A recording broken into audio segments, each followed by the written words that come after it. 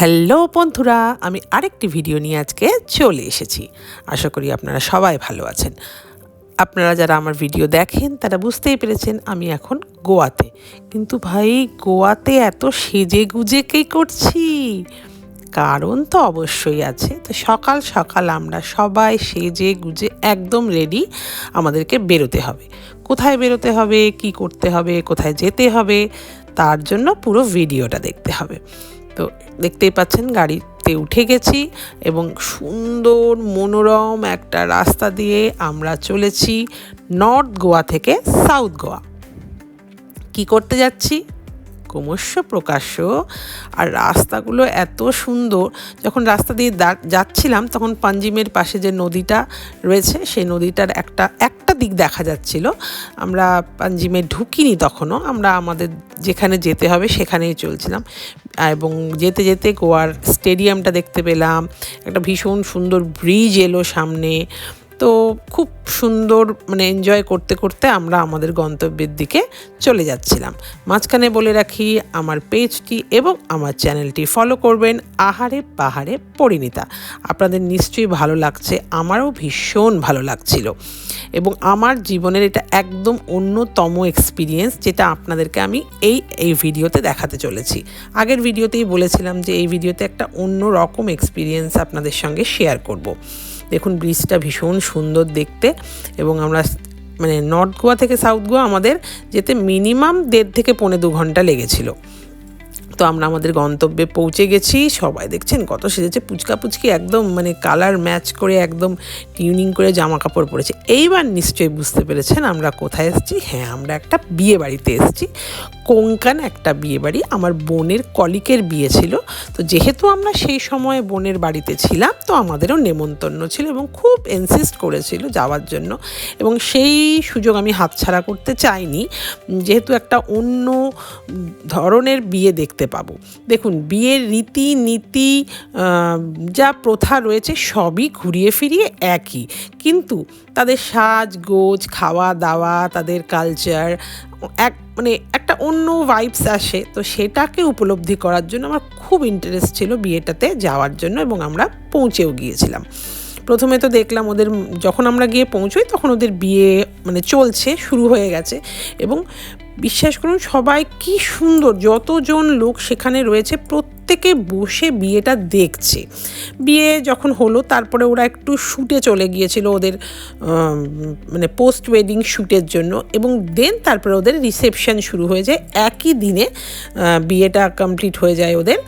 মেহেন্দি টেহেন্দি হয়তো আগে হয়ে গেছিলো, তখন তো আমরা যাইনি, তাই সেগুলো দেখতে পাইনি।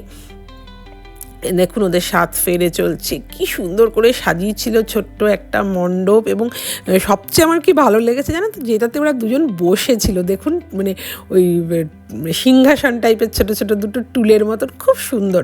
এবং শাড়ি পরাটা, তাদের গয়নার ডিজাইন, তাদের একেবারে বেশ নতুনত্ব।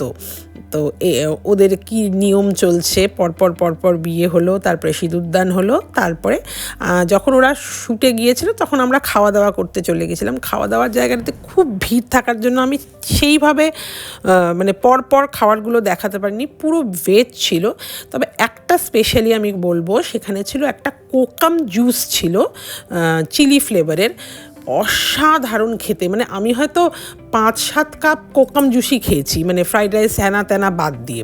পাওভাজি ছিল, আরও বিভিন্ন রকম পাঁপড় ছিল, গোবি মাঞ্চুরিয়ান ছিল, অনেক রকম কিছু ছিল। আমি জাস্ট প্লেটটা যা যা আমি নিয়েছিলাম প্লেটটা আমি আপনাদের সামনে তুলে ধরেছি। প্রত্যেকটা ভেজ আইটেম এবং প্রত্যেকটা সুস্বাদু এবং অন্য রকম টেস্টের, একেবারে যেটা গোয়ানিজ খাবার হয় সেই ধরনের খাবার দাবার। তো এটা একটা আলাদা এক্সপিরিয়েন্স আমার হয়েছে, যে অন্য ধরনের খাবার দাবার আমি খেতে যেহেতু ভীষণ ভালোবাসি, তাই অন্য রকম খাবার দাবার থাকলে আমি সেটাকে ট্রাই করতে আমি ভালোবাসি। কারা কারা আমার মতো নতুনত্ব খাবার ট্রাই করতে ভালোবাসেন অবশ্যই কমেন্ট করে জানাবেন। আর আজকের ভিডিও কেমন লাগছে সেটাও কমেন্ট করে জানাবেন, কারণ এটা সত্যি আমার পক্ষে একটা আলাদাই এক্সপিরিয়েন্স। তো কার কার ভালো লাগলো অবশ্যই জানাবেন। এই যে ওরা বিয়ের পর চলে গিয়েছিল শ্যুটে, ততক্ষণ আমরা চলে গিয়েছিলাম খাবার খেতে।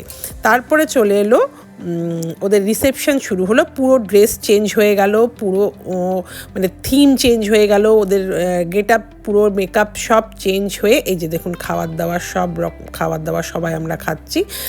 সিম্পল মেনু ছিল কিন্তু ভীষণ টেস্টি ছিল। তারপরে যখন খেয়ে দিয়ে এসে ওরা রিসেপশন শুরু হলো তখন দেখছি বিশাল বড় একটা লাইন। মানে একটা বেশ, আমরা যখন ঠাকুর দেখতে যাই তখন কোনো মণ্ডপে ঢোকার আগে যে বিশাল একটা লাইন পরে আস্তে আস্তে ঢোকানো হয়, সেইরকম একটা ব্যাপার। তো আমি ভাবলাম কী হলো ব্যাপারটা, এটা কী হচ্ছে। দেখছি সবাই স্টেজে বেশ সুন্দর হুড়মুড় না করে, হুড়োহুড়ি না করে আস্তে আস্তে স্টেজে যাচ্ছে, ওদেরকে কংগ্রেচুলেট করছে, ওদেরকে গিফট দিচ্ছে এবং আস্তে আস্তে আরেক দিক দিয়ে নেমে যাচ্ছে। দেখুন কেমন একটা স্মোকি ব্যাপার গোটা স্টেজটাকে করে রেখেছে। খুব খুব সুন্দর লাগছিল দেখতে, দুজনকেও খুব ভালো লাগছিল। ওদেরকে অনেক অনেক শুভেচ্ছা ওদের নতুন জীবনের জন্য। তো এই দেখুন লাইন, তো আমরাও লাইনে দাঁড়িয়েছিলাম। তারপরে যেহেতু আমার বোনদের স্টাফ কলিগরা অন্যান্যরা ছিল, তো তাদের মতন তাদের সঙ্গে আমরাও উঠেছিলাম। দুজনকে ভীষণ সুন্দর লাগছিল, মিষ্টি একটা কাপল। তো তাদেরকে অনেক আমরাও কংগ্রেচুলেট করেছিলাম এবং আমাদেরকে দেওয়া হয়েছিল একটা রিটার্ন গিফট হিসেবে একটা করে বড় বড় লাড্ডু। আমি আপনাদেরকে দেখাতে পারিনি, লাড্ডুটা পুরো বেসন দিয়ে তৈরি ছিল এবং ঘিয়ের গন্ধ বেরোচ্ছিলো। আমি মালদা অবধি নিয়ে এসেছিলাম না খেয়ে, শুধুমাত্র দেখানোর জন্য। মানে আমাকে দিয়েছিল, বোনকে দিয়েছিল, মাকে দিয়েছিল, তো বাদবাকিগুলো আমরা খেয়েছিলাম, শুধু আমারটা আমি মালদা নিয়ে এসেছিলাম মানে শুধুমাত্র বাড়ির লোকজনকে সবাইকে দেখাবো বলে। তো আজকের ভিডিও এখানে বেশি আর বাড়াবো না, শেষ করলাম। কেমন লাগছে অবশ্যই বলবেন।